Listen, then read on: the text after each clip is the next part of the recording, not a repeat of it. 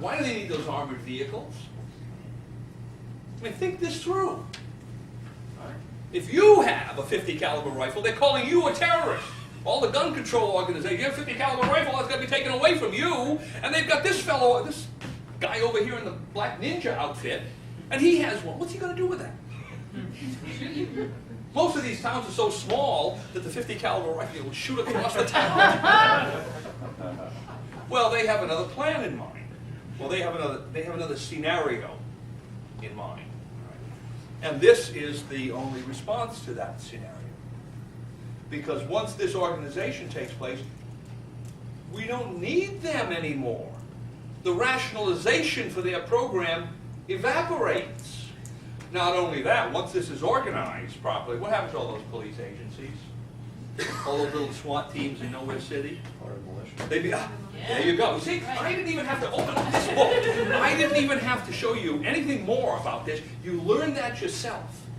That's the beauty of our Constitution. It's so simple.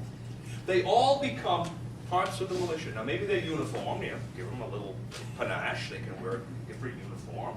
And they have their own little building and so forth. But they're parts of the militia. And what's the next step there? They're subject to whose control? Yeah, they're subject to the militia control, which ends all police brutality and oppression. Because if it happens on Monday, they're up on the court. They're investigated on Tuesday. They're up on the court-martial on Wednesday. They have their appeal on Thursday, and they're punished on Friday. And the first time that happens, the rest of it ends. The rest of it ends. They get away with it now because the prosecutors don't go after them, the judges don't go after them, because that's a little clique that goes on.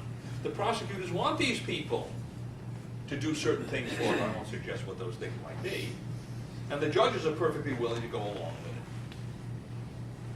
And it's all because this entity doesn't exist anymore. So we solve that problem.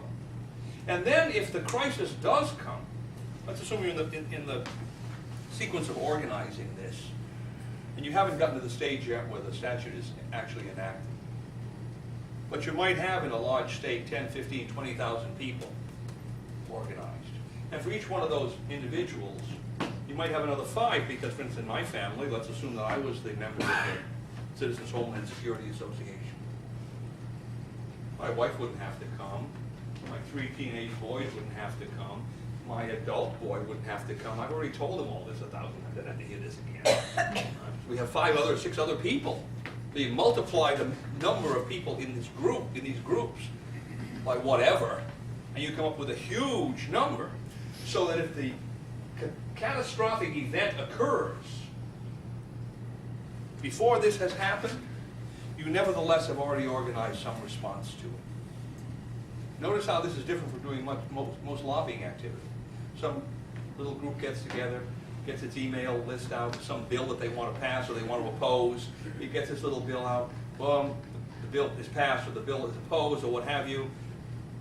Does that group really stay together? All those people that wrote those letters or sent those emails or made those calls? No, they go back to their ordinary activity. And then it has to be reorganized again for the next bill.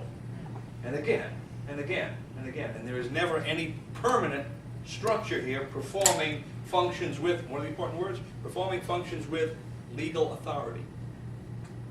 This is the difference between this type of a structure and those folks running around the woods calling themselves militias.